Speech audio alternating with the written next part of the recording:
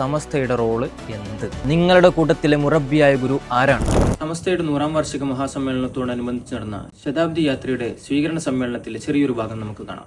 തരീഖത്തിനെ എതിർക്കുന്നവരെല്ലാം സമസ്തകളുടെ ജമിയത്തുൽ ഉലമ, ഇവിടുത്തെ ഉസ്താദന്മാരൊക്കെ തരീഖത്തുമായി ബന്ധപ്പെട്ടവരാണ്.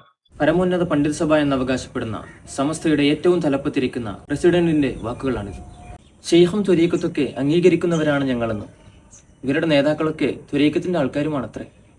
കാരണം തരീഖത്ത് എന്ന് പറഞ്ഞാൽ അത് മനുഷ്യന്റെ ആ ആത്മാവിനെ ശുദ്ധീകരിച്ചു കൊണ്ടിട്ട്, അങ്ങനല്ലേ ഷെയ്ഖൊക്കെ ഉവല്ലദീ അഖ്റജക മിൻ സിജ്നിൽ ഹവാന്ന്.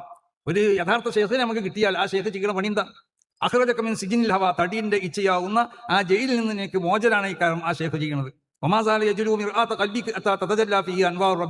റബ്ബിന്റെ പ്രഭകൾ നിന്റെ ഹൃദയത്തിൽ ഇറങ്ങാൻ പറ്റിയ നിലക്ക് നിന്റെ ഹൃദയത്തെ കടഞ്ഞു ശുദ്ധീകരിച്ചുകൊണ്ടിരിക്കുകയായിരിക്കും അവർ ചെയ്യാം. അതെ അതെ, മുറബിയായ ഷെയ്ഖുമാർ ചെയ്യുന്നത് അത് തന്നെയാണ്. ഹൃദയത്തിൽ ലാ ഇലാഹ ഇല്ലല്ലാഹ് മുഹമ്മദ് റസൂലുള്ളാഹ് എന്ന കലിമത്ത് തൗഹീദ് ഉറപ്പിച്ച് അവരെ പരിശുദ്ധരാക്കുക എന്നത് തന്നെയാണ്. ചിലർക്ക് അവരെ ഷെയ്ഖ് മുറബിയായ ഷെയ്ഖാവ്, അത് മുറബിയായ ഷെയ്ഖന്മാർ ഖിയാമത്ത് നാൾ വരെ ഇവിടെ ഉണ്ടാവുന്നതാണ്. ആഹാ, മുറബിയായ ഷെയ്ഖന്മാർ ഖിയാമത്ത് നാൾ വരെ ഉണ്ടാകുന്നു. മുമ്പ് ഷെയ്ഖും ത്വരീഖത്തൊക്കെ മുറിഞ്ഞു പോയി എന്ന് പറഞ്ഞ ടീമാണ് ഇവർ കേട്ടോ, ആരും മറക്കരുത്. അങ്ങനത്തെ മുറബിയാവുന്ന മശായിഖന്മാരിൽ നിന്നോ അല്ലെങ്കിൽ തബറുക്കിൽ പറ്റുന്നതായ മശായിഖന്മാരിൽ നിന്നിട്ടോ എന്ത് തരീഖത്തുമായി ബന്ധപ്പെടുന്ന ആളുകളാണ് ഇവിടെയുള്ള സമസ്ത കേരള ജമിയത്തുൽ ഉലമയുടെ എല്ലാ പണ്ഡിതന്മാരും, ഒട്ടുമുക്ക പണ്ഡിതന്മാരും. അങ്ങനെ സമസ്തയിലെ മിക്ക പണ്ഡിതന്മാരും മുറബിയായ ഷെയ്ഖുമാരും ത്വരീഖത്തുമായിട്ടൊക്കെ ബന്ധമുള്ളവരാണ് അത്രേ. അതാണല്ലോ ഷെയ്ഖിനെ പറ്റി പറയുന്ന സ്ഥലത്ത് വളരെ മഹാന്മാർ വിവരിച്ചിട്ടുണ്ട്. അങ്ങനെ അവസാനം അല്ലാഹു സുബ്ഹാനഹു വ തആലയുടെ തിരുഹദ്റത്തിലേക്ക് ചെന്നിട്ട് പറയും, നിന്നോട് അതാ റബ്ബുക്ക്, ഇത് നിന്റെ റബ്ബാണ്. അള്ളാഹുവിനോട് പറയും അതാ അബ്ദുൽ അബ്ദു. അങ്ങനെ അല്ലാഹു സുബ്ഹാനഹു വ തആലയിലേക്ക് ഏൽപ്പിച്ചു കൊടുക്കുകയാണ് ഷെയ്ഖ് ചെയ്യുന്നത്. മുറബിയായ ഷെയ്ഖുമാര് അവരുടെ മുരീദുമാരെ പരിപൂർണരാക്കിയിട്ട് പടച്ചതമ്പുരാന്റെ സവിധത്തിൽ സമർപ്പിക്കുമെന്ന്. ഓക്കെ, ത്വരീഖത്തിനെ കുറിച്ചും ഷെയ്ഖിനെ കുറിച്ചൊക്കെ നിങ്ങൾ വളരെ നന്നായിട്ട് സംസാരിച്ചു. മുമ്പ് ത്വരീഖത്തും ഷെയ്ഖൊന്നും വേണ്ടാന്ന് പറഞ്ഞിരുന്നെങ്കിലും ഇപ്പോൾ അതൊക്കെ വേണമെന്നായല്ലോ. മാഷാ അല്ലാഹ്, സന്തോഷം.